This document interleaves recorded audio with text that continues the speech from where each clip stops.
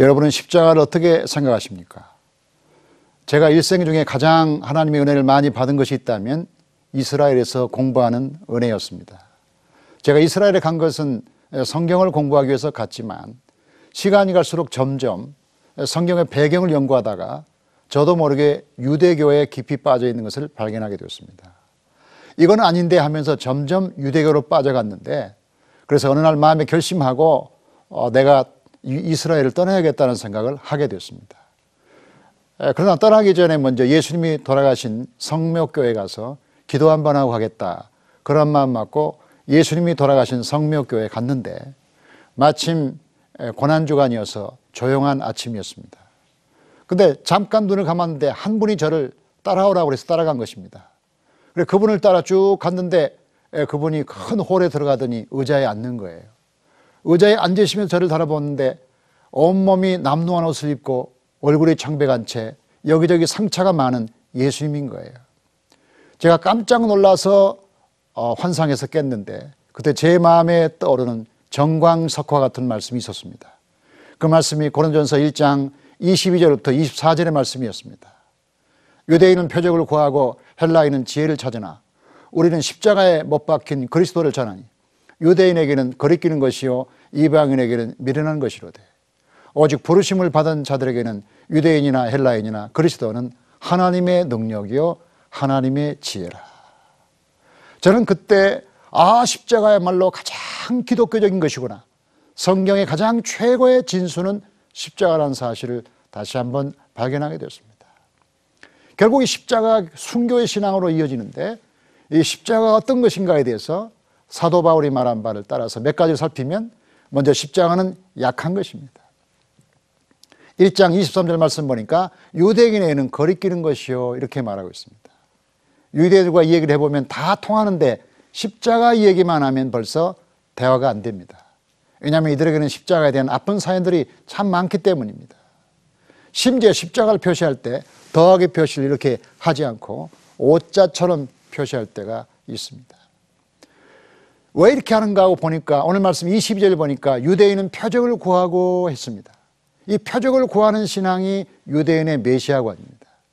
유대인의 메시아관은 우리와 다릅니다. 우리는 영적인 메시아를 추구하지만 그들은 군사적이며 정치적인 메시아를 추구합니다. 그들의 메시아는 아파서도 안 되고 다쳐서도 안 되고 심지어 죽어서도 안 됩니다. 그런데 예수님이 십자가에 죽었다는 거예요. 죽은 사람이 메시아라고 하는 거예요. 이것을 유대인들이 어떻게 믿을 수가 있겠습니까? 신명기 21장에 보면 나무에 달린 자는 하나님께 저주를 받았다고 말했는데 어떻게 저주를 받은 자가 메시아겠습니까? 이것이 바로 유대인들이 가지고 있는 십자가 개념입니다. 근데 십자가에 대해서 우리가 생각할 수 있는 것은 우리도 이렇게 유대인처럼 십자가는 굉장히 강해야 되고 그리고 승리해야 되는 것이라고 생각을 합니다. 십자가를 통하지 않고 가는 영광, 이것이 바로 오늘의 문제입니다. 소위 승리주의라는 것이죠. 십자가를 통과해야 진정한 부활이 있는 것이죠. 또 십자가는 어리석은 것입니다. 헬라인은 지혜를 찾으나 이렇게 말하고 있습니다. 헬라인이 말하는 지혜가 뭘까요? 그들이 말하는 지혜는 처세적 지혜를 말할 겁니다. 세상에서 행복하게 살고 잘 살고 잘 나가고 이런 지혜를 그들은 추구했을 것입니다. 그런데 바울은 그들에게 빌립보 2장 7절의 말씀처럼 자기를 낮추시고 죽기까지 복종하셨으니 곧 십자가에 죽으심이라. 십자가에 죽은 분이 하나님이라고 선포했으니 그들에게는 매우 미련한 것이고 어리석은 일이 아닐 수가 없습니다. 오늘날의 한국교회는 너무 영악하고 너무 지혜로워서 문제라고 생각합니다. 조금 더 어리석어지고 조금 더 바보 같아야 되는데 장기래 박사의 말씀처럼 바보같이 살아야 잘 사는 것인데 우린 너무 영악하고 지혜로워서 교회마다 분쟁이 끊이지를 않습니다. 스티브 잡스가 스탠포드 대학의 졸업식에서 말한 것처럼 Stay hungry, stay foolish. 굶주린 채로 머물러라. 그리고 어리석은 채로 머물러라. 이게 굉장히 중요한데 우린 너무 어리석지 않아서 문제라는 것이죠. 유일한 회장처럼 가난하게 사는 어리석음, 이런 어리석음이 우리에게 있어야 된다는 거죠. 그리고 십자가는 죽는 것입니다. 두말할 것 없이 십자가는 죄수를 죽이기 위해서 있는 것이죠. 육체적으로 정신적으로 많이 고생을 시켜 죽이는 게 십자가의 목적이었습니다. 자, 이런 십자가의 신앙은 자연스럽게 순교의 영성으로 갈 수밖에 없습니다. 십자가를 의지한 사람은 자연스럽게 십자가에 죽으신 분을 따를 수밖에 없고 십자가에 죽으신 그분을 흠모할 수밖에 없고, 그래서 그를 사랑하는 사람은 예수님처럼 살고 예수님처럼 죽겠다는 희망을 가질 수밖에 없습니다. 그래서 모든 종류의 순교의 신앙은 결국 십자가 신앙에서 나온 것이 아닐까, 이렇게 말할 수가 있습니다. 이 순교의 영성에 대해서는 역사적으로 많은 공헌하신 분들이 많지만, 유세비우스라는 사람이 있는데, 이 3세기에 이스라엘 가이사라에서 감독으로 있었던 유세비우스가 교회사라는 책을 썼는데, 그 3세기까지 4세기 초까지 그때까지 순교의 역사를 잘 남겨놓고 있습니다. 그리고 16세기의 종교개혁 시대에 존 폭스라는 사람이 또 순교사를 썼는데, 이것은 1세기부터 16세기까지의 순교 역사를 잘 기록해두고 있습니다. 이런 많은 사람의 기록과 많은 사람의 보고에 따라서 우리가 과거의 우리 신앙의 선조들의 순교의 신앙을 엿볼 수가 있습니다. 이 순교의 신앙의 가장 꽃이었던 로마 시대는 바로 컨스탄틴이 기독교를 공인할 때까지 수많은 왕들에 의해서 기독교가 핍박을 받았죠. 10사람의 로마의 왕들이었습니다. 그래서 10가지 재앙, 출애굽기에 나오는 10가지 재앙과 같고, 또 10뿔을 가진 짐승과도 같은 그런 10사람의 로마의 황제들이 많은 사람들을 순교시켰습니다. 그 중에 대표적인 사람이 도미치안. 이 도미치안이 중요한 이유인 것은 이 사람 시대에 드디어 자기가 왕이라고, 자기가 주님이라고, 자기가 하나님이라고 선포한 사람입니다. 이 사람 이전까지 황제는 자기가 신이라고 말한 황제는 없었습니다. 도미치안이 최초로 자기가 주님이라고, 자기가 하나님이라고 선포함으로써 도미치안 시대로부터 황제 숭배라는 것이 생겨서 더 많은 순교자가 나올 수밖에 없었습니다.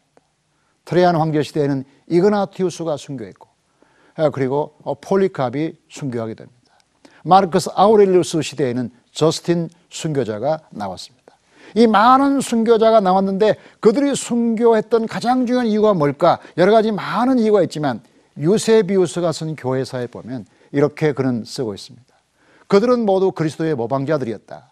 그들은 자신을 순교자라고 선언하지도 않았고 자신들이 순교자로 알려지기를 허락하지도 않았다. 그들은 이교도들에게 큰 담대함과 인내와 용기를 보여준 반면에 믿음의 형제들에게는 하나님에 대한 경외의 마음으로 충만하여 자신들에게 순교의 칭호를 붙이는 것을 부인했다.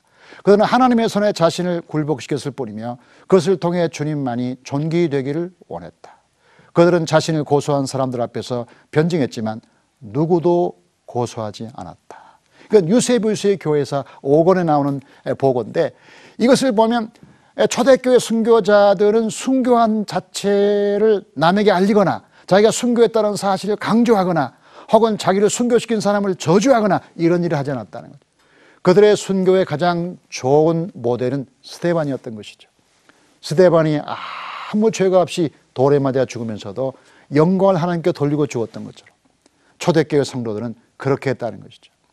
이렇게 많은 순교자들이 결국 로마에 의해서 죽었는데 그들이 묻힌 장소가 카타콤이라고 부르지 않습니까? 이 카타콤이라는 카타콤, 이 카타콤은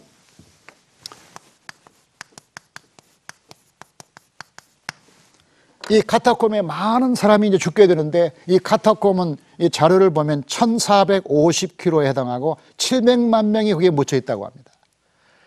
그 카타콤에 묻혀 있는 사람은 기독교인만은 아닙니다. 뭐 그 이전부터 묻혀 있는 사람이 있었으니까. 그러나 주로 기독교인들이 많이 묻혀 있는데 700만이면 적을 수겠습니까? 엄청나게 많은 사람이 카타콤에 죽어 있습니다. 지금도 로마에 가면 이 카타콤에 가서 가슴이 서늘하게 우리 신앙 선조들의 믿음을 다시 한번 기억할 수가 있게 되는 것입니다.